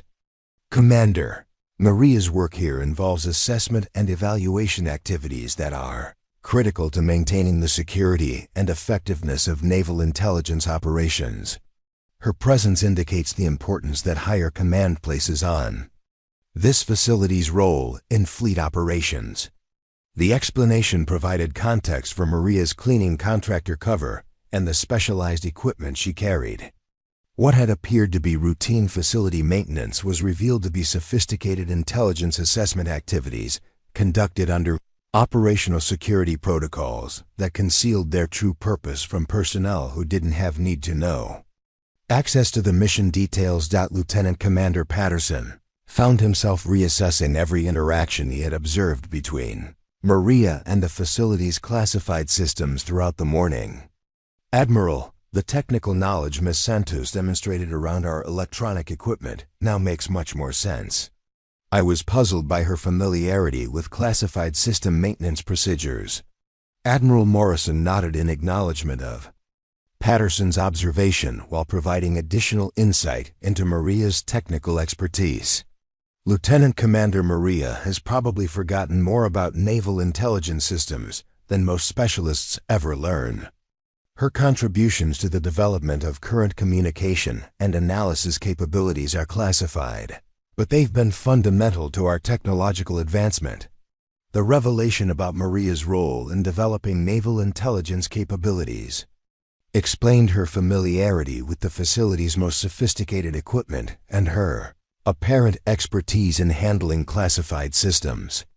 The woman they had been criticizing for using outdated cleaning supplies had actually helped design some of the very systems she was now maintaining under cover of routine facility services. Petty Officer Torres felt profound embarrassment about her earlier comments regarding Maria's suitability for working in classified environments. Admiral, I made some inappropriate remarks about Ms. Santos's qualifications this morning. I had no idea about her background or achievements. Morrison's response to Torres demonstrated the kind of mentoring that distinguished exceptional leaders from merely competent ones. Ensign, this experience provides valuable lessons about the importance of looking beyond surface appearances to recognize true capability. The most dangerous assumptions we make are often about people who don't fit our expectations of what excellence should look like. The educational value of the morning's events was becoming apparent to everyone who had participated in questioning Maria's presence and capabilities. The cognitive dissonance between her appearance and her actual background provided lessons about judgment, assumption-making, and the importance of withholding assessment until complete information was available. Master Chief Chun approached Admiral Morrison with questions about how the facility should adjust its procedures to better accommodate personnel with Maria's level of clearance and operational significance. Admiral, this morning's events have shown us that our contractor oversight procedures may not be adequate for handling personnel with specialized backgrounds and clearances. Morrison agreed with Chen's assessment while providing guidance for improving facility procedures. Master Chief, the increasing complexity of naval operations means that facilities like this one will be supporting more personnel whose backgrounds and clearances don't fit standard administrative categories.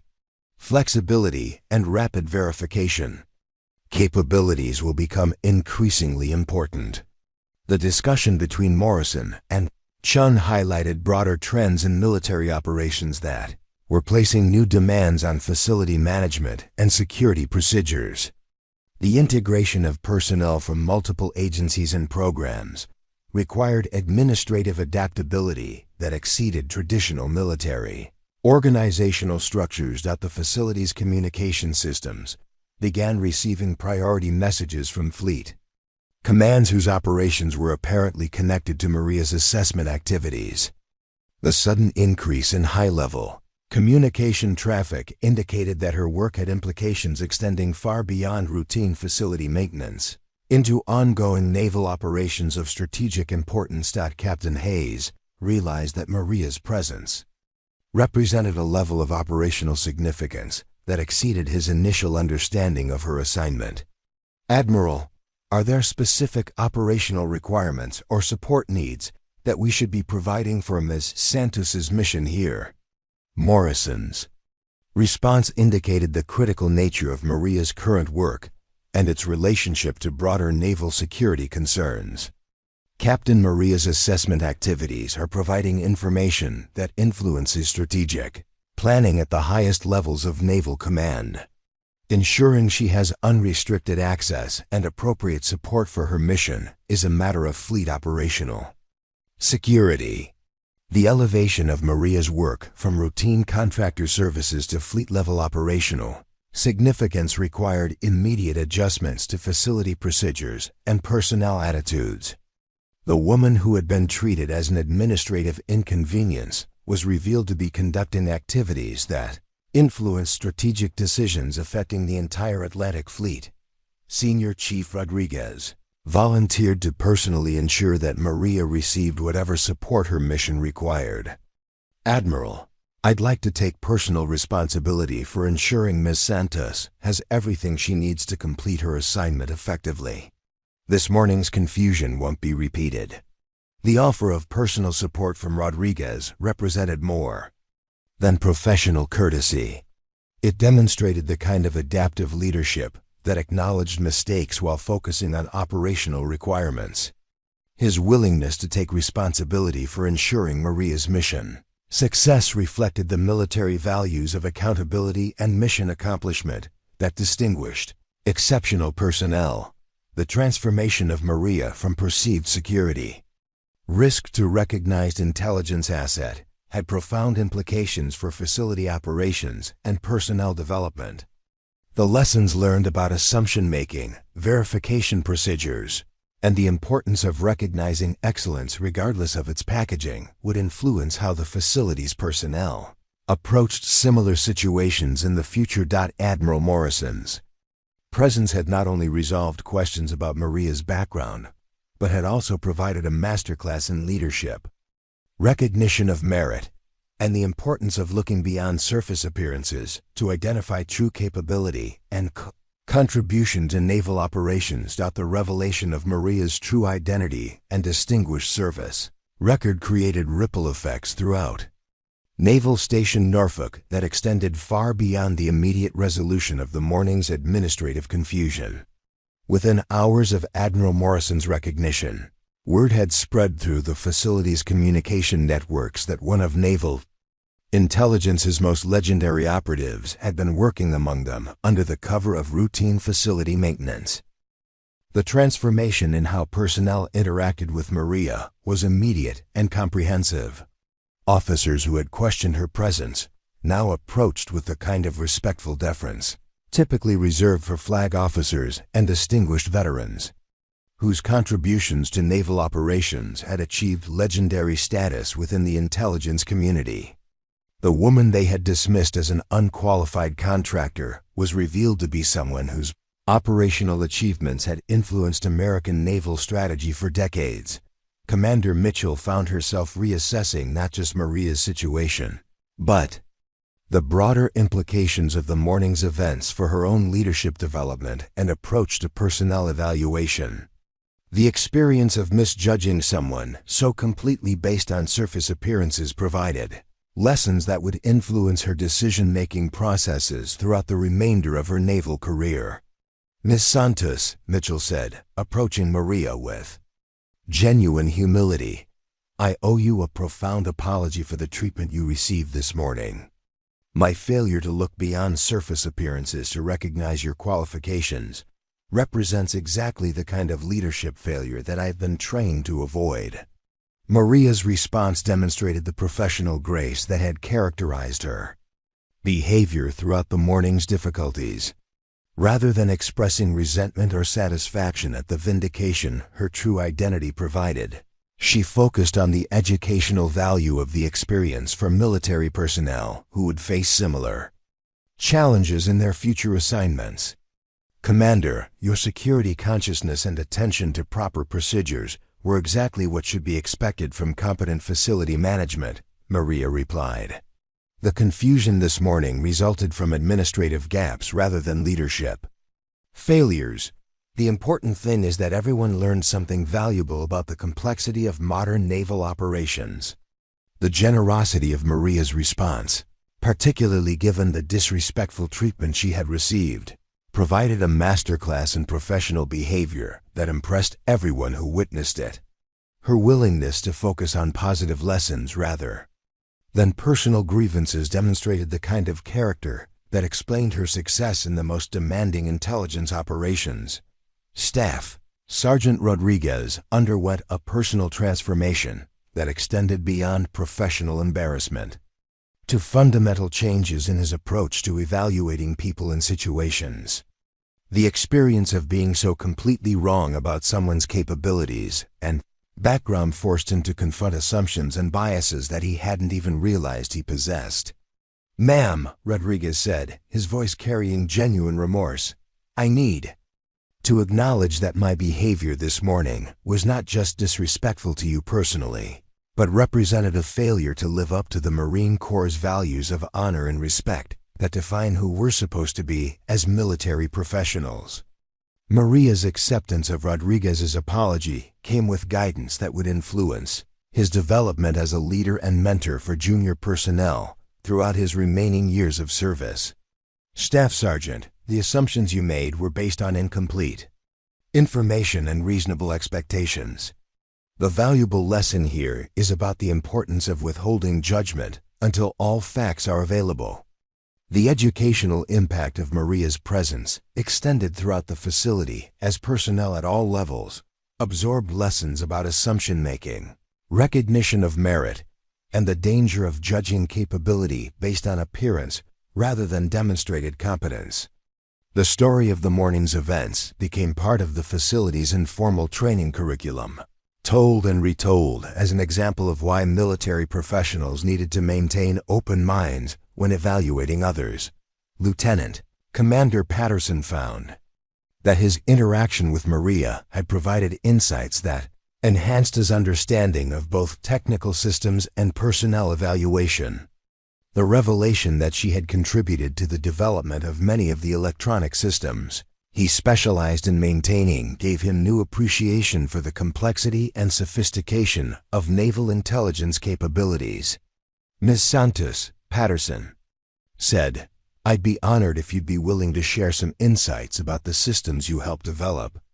Your perspective could be invaluable for improving our maintenance procedures and understanding capabilities that aren't fully documented in standard technical manuals." Maria's willingness to share her technical knowledge reflected the collaborative approach that had characterized her entire naval career. "Lieutenant Commander, I'd be happy to provide whatever technical guidance might be helpful.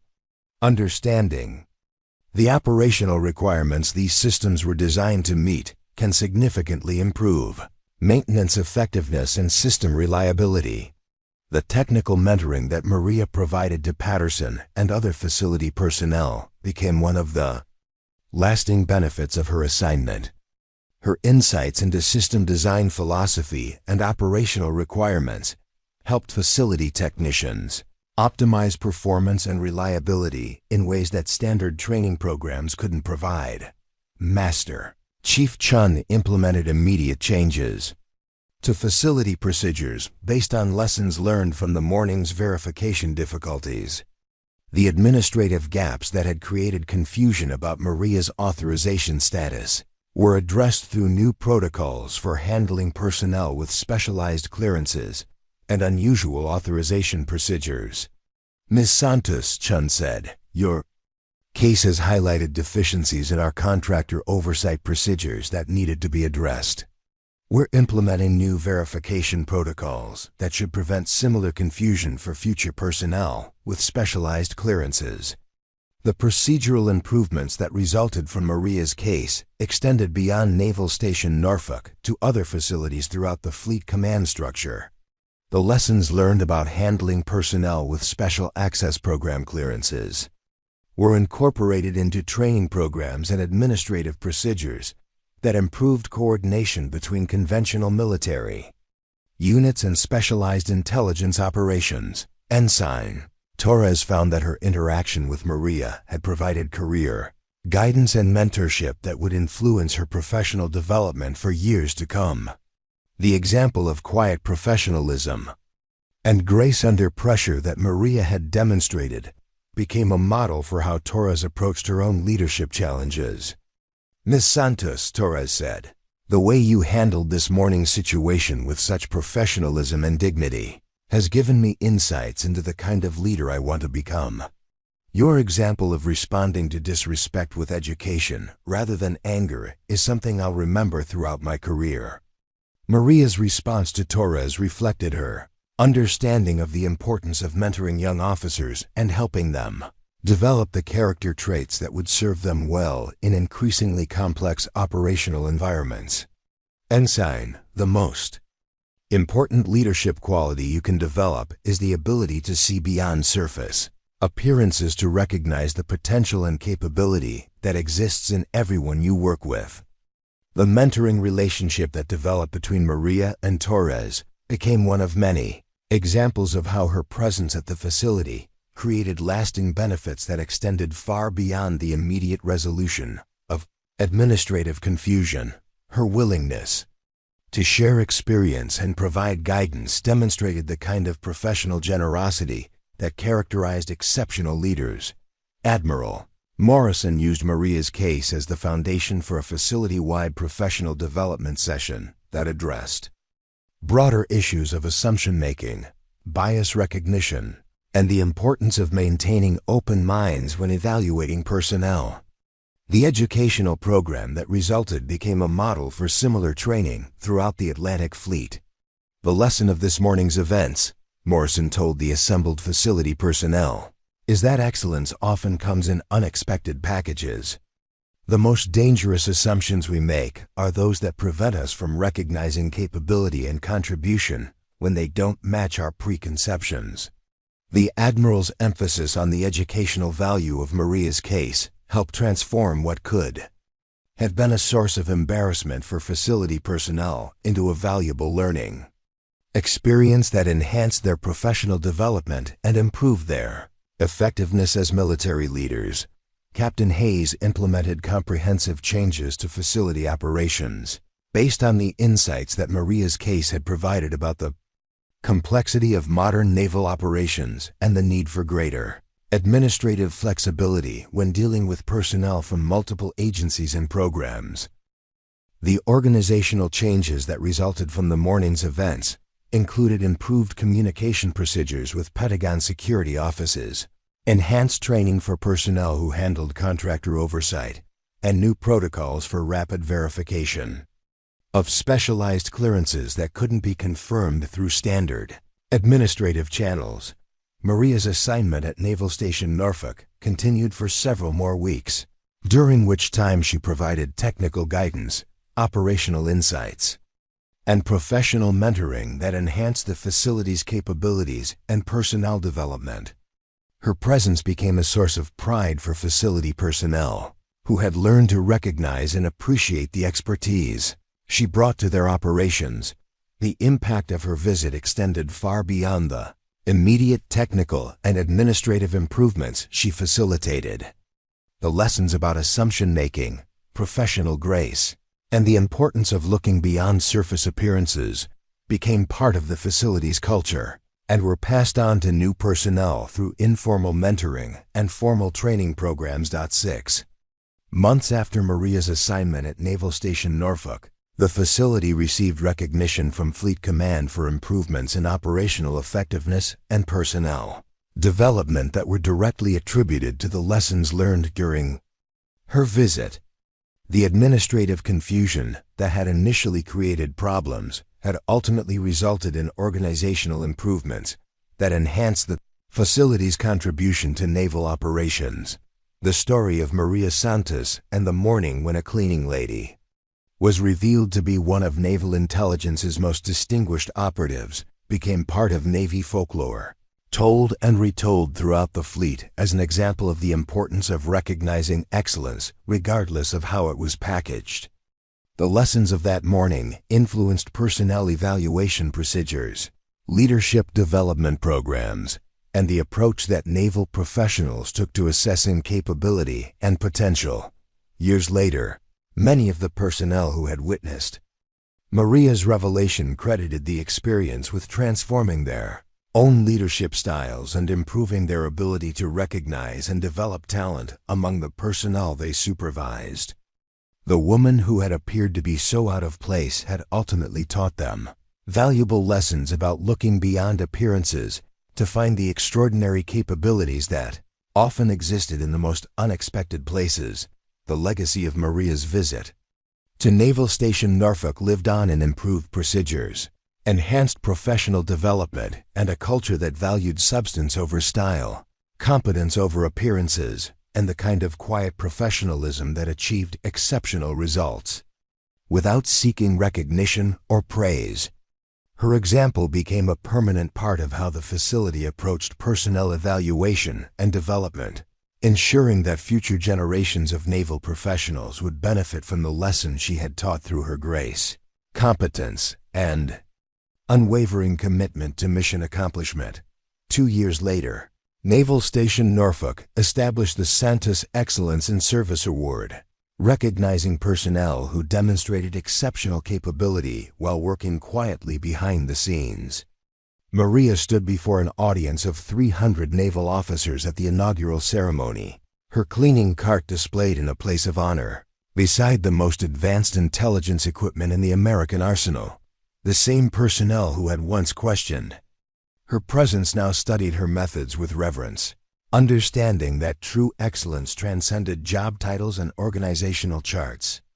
Commander Mitchell, now promoted to captain, presented the first award to a young petty officer who had revolutionized the facility's cybersecurity protocols while working in an unrecognized maintenance role.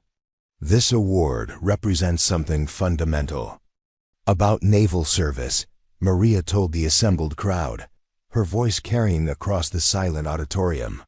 Excellence isn't about having the most impressive title or the newest equipment. It's about dedication to mission accomplishment and the courage to do what's right, even when nobody's watching.